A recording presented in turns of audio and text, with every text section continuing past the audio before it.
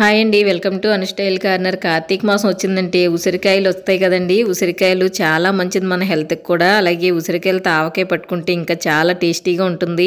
నాకైతే ఉసిరికాయ ఆవకాయ అంటే చాలా ఇష్టం అండి. ప్రతి సంవత్సరం కూడా ఉసిరికాయలు వచ్చిన రోజుల్లో ఆవకాయ తప్పనిసరిగా పట్టుకుంటాను. ఉసిరికాయలో సి విటమిన్ అధికంగా ఉంటుందండి. మనకి ఈ ఆవకాయ తినడం వల్ల వ్యాధి నిరోధక శక్తి కూడా పెరుగుతుంది. అలాగే ఎక్కువ రోజులు నిల్వ ఉండాలంటే ఫ్రిడ్జ్లో పెట్టుకుంటే చాలా కాలమే నిల్వ ఉంటుంది. ఇంకా లేట్ చేయకుండా ఈ కమ్మని ఆవకాయని మా ఇంట్లో నేను ఎలా తయారు చేస్తానో చూసేద్దాం, వచ్చేయండి. దీనికోసం నేను 1 కిలో ఉసిరికాయలు తీసుకున్నాను. చూడండి, మరీ పెద్దవి కాదు, అలానే చిన్నవి కాదు, మీడియం సైజ్ ఉసిరికాయలు తీసుకోవాలండి. బాగా పెద్దవి తీసుకున్న పచ్చడి అంత టేస్టీగా ఉండదన్నమాట. అలాగే చిన్నవి తీసుకుంటే పసిరిగా ఉండి మనకు కావలసిన పులుపు రాదు. మీరు కూడా ఆవకాయ పట్టుకోవాలంటే ఈ విధంగా మీడియం సైజు ఉసిరికాయలు ఏరుకుని తీసుకోండి. ఈ ఉసిరికాయలు శుభ్రంగా కడిగి తడి లేకుండా తుడుచుకోవాలండి. తడి ఉంటే పచ్చడి పాడైపోతుంది అనమాట. అందుకని తడి లేకుండా క్లాత్తో శుభ్రంగా తుడుచుకుని ఆరబెట్టుకోవాలి ఫ్యాన్ కింద. ఉసిరికాయలు తడి లేకుండా ఆరిపోయిన తర్వాత చూడండి, చాకు తీసుకుని ఈ విధంగా ఘాట్లు పెట్టుకోవాలి. ఇలా ఘాట్లు పెట్టుకోవడం వలన ఆయిల్లో వేపించినప్పుడు ఉసిరికాయలు లోపల కంటే బాగా వేగుతాయి. అలాగే ఉప్పు కారం కూడా బాగా పీల్చుకుంటాయి పచ్చడిలో.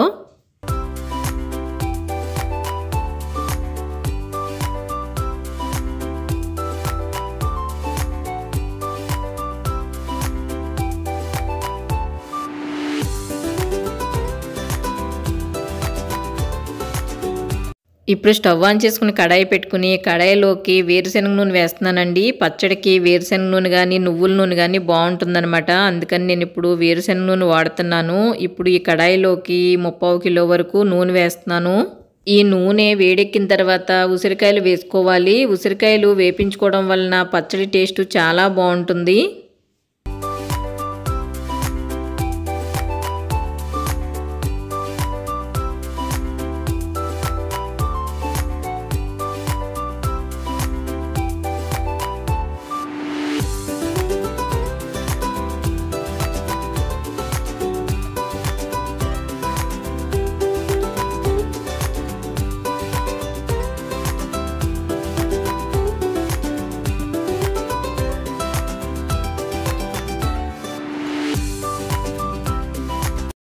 చూడండి, ఈ విధంగా ఉసిరికాయలు కలర్ మారితే సరిపోతుందండి. ఇంకా వీటిని తీసి పక్కన పెట్టుకుని మిగతా ఉసిరికాయలు కూడా వేపించేసుకోవాలి.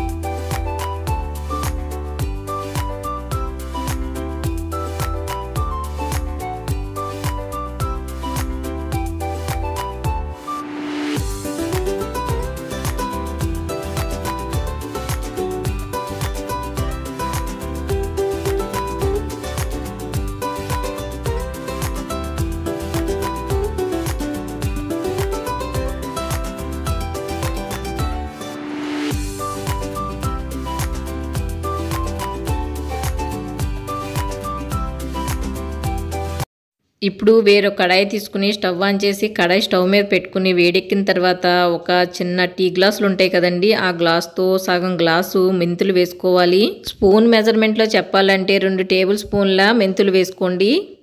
స్టవ్ సిమ్లో పెట్టుకుని మెంతులను వేపించుకోవాలండి. హైలో పెట్టేస్తే మెంతులు మాడిపోతాయి, పచ్చడి టేస్ట్ కూడా బాగుండదు. అందుకని మంట సిమ్లో పెట్టుకుని మెంతులను వేపించుకోవాలి. అలాగే 1 టీ స్పూన్ జీలకర్ర కూడా వేసుకుని వేపించుకోవాలి. మెంతులు వేగేటప్పుడు కమ్మని వాసన వస్తుందండి. అలాగే కలర్ కూడా ఈ విధంగా మారుతాయి అనమాట. ఇప్పుడు ఇంకా స్టవ్ ఆపేసి 1/3 టీ గ్లాసు ఆవాలు వేసుకోవాలి. 1/2 గ్లాసు మెంతులు వేసాం కదా, అదే గ్లాస్తో 3/4 గ్లాసు ఆవాలు వేస్తున్నాను. స్టవ్ ఆపేసిన తర్వాత ఆవాలు వేస్తే ఆ కడాయి వేడికి ఆవాలు కూడా వేడెక్కుతాయండి. అదే మంట పైన ఆవాలు వేపించకూడదు, చేదొచ్చేస్తుంది అనమాట పచ్చడి. ఆవాలు మెంతులు చల్లారే లోపు 4 మీడియం సైజు వెల్లుల్లిపాయలు ఇలా రేకలు వలిచేసి వీటిపైన పొట్టు తీసేస్తాను. పచ్చడి పులుపు కోసం 3 నిమ్మకాయలు తీసుకుంటున్నాను. మీడియం సైజ్ నిమ్మకాయలండి ఇవి. చాలామంది చింతపండు గుజ్జు వేస్తారు, కానీ నేనైతే నిమ్మరసం వేస్తాను. 3 నిమ్మకాయలని రసం తీసిన తర్వాత రసాన్ని ఇలా స్టవ్ పైన పెట్టుకుని స్టవ్ సిమ్లో పెట్టుకుని కొద్దిగా వేడెక్కనివ్వాలండి. ఇలా నిమ్మరసాన్ని వేడెక్కించడం వలన పచ్చడి పాడవకుండా ఉంటుంది. ఈ నిమ్మరసం ఒక్క ఉడికొస్తే సరిపోతుంది. ఇంకా స్టవ్ ఆపేస్తాను. ఇది చల్లారిన తర్వాతే పచ్చడిలో వేసుకోవాలి. ఇప్పుడు పచ్చడి కలుపుకోవడానికి ఒక పెద్ద గిన్నె తీసుకుని ఇందులోకి వేపించిన ఆవాలు మెంతులు మిక్సీ చేశానండి. ఆ పౌడర్ వేస్తున్నాను. ఇప్పుడు 2 మీడియం సైజు వెల్లుల్లిపాయలు కూడా రేకలు వలిచేసి మిక్సీ చేసి వేసుకోవాలి. 3 టేబుల్ స్పూన్ల సాల్ట్, అలాగే ఒక 10 టేబుల్ స్పూన్ల కారం వేస్తున్నాను. మనం ఆవకాయలు పట్టుకోవడం అలవాటు ఉన్న వాళ్ళైతే తెలిసిపోతుందండి ఎంత సాల్ట్ పడుతుంది, ఎంత కారం పడుతుంది అన్నది. పచ్చడి మొత్తం కలిపిన తర్వాత ఒకసారి టేస్ట్ చూసుకుని ఉప్పు కారం ఏమైనా తక్కువ అనిపిస్తే వేసుకోవచ్చండి. ఇప్పుడు కారం వేసిన తర్వాత నిమ్మరసం కూడా వేసేసుకుని ఇదంతా బాగా కలిసిలా కలుపుకోవాలి.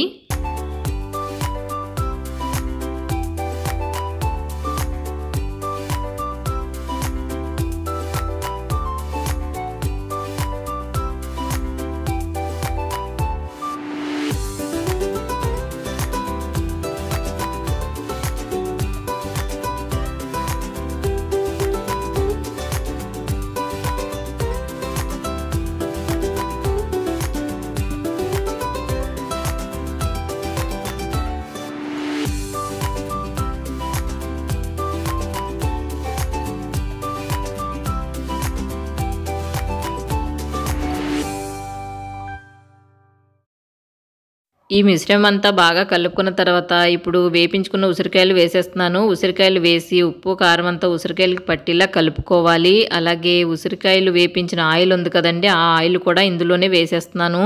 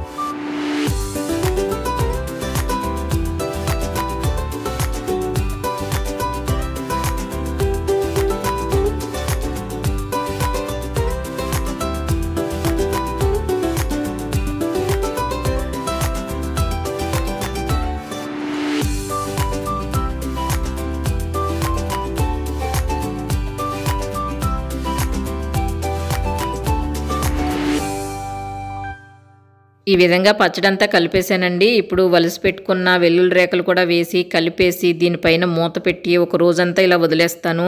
3 డేస్ వరకు ఉంచక్కర్లేదండి, ఒక రోజు ఉంచితే సరిపోతుంది. ఉసిరికాయలు ఊరిపోతాయి. ఉసిరికాయలని ఆయిల్లో వేపించాం కదా, అందుకని తొందరగానే ఊరిపోతాయి. నెక్స్ట్ డేనే తినేయొచ్చు. ఇంకా దీనిపైన మూత పెట్టి పక్కన పెట్టేస్తాను. రేపు చూద్దామండి ఇంకా ఈ పచ్చడి సంగతి. నెక్స్ట్ డేకి చూడండి పచ్చడి కొద్దిగా ఊట వచ్చి ఊరుతుందనమాట. ఇప్పుడు ఒకసారి పచ్చడి అంతా అడుగు నుంచి పై వరకు బాగా కలుపుకొని ఉప్పు కారం ఏమైనా తక్కువ అనిపిస్తే వేసుకుని, అలాగే ఆయిల్ కూడా తక్కువ అయితే వేసుకుని కలుపుకోవాలి.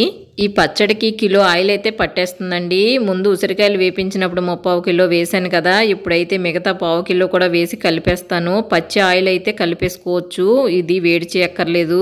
నాకెంతో ఇష్టమైన నోరూరించే ఉసిరికాయ ఆవకాయ రెడీ అయిపోయిందండి. ఇప్పుడు దీన్ని ఇంకా సీసాలోకి స్టోర్ చేసుకుంటాను. ఈ ఆవకాయని ఒక 10 డేస్ వరకు బయటే ఉంచుకుని తినచ్చు. తర్వాత ఇంకా ఎక్కువ రోజులు మనకు కావాలంటే ఫ్రిడ్జ్లో పెట్టుకుంటే 6 మంత్స్ వరకు నిల్వ ఉంటుంది.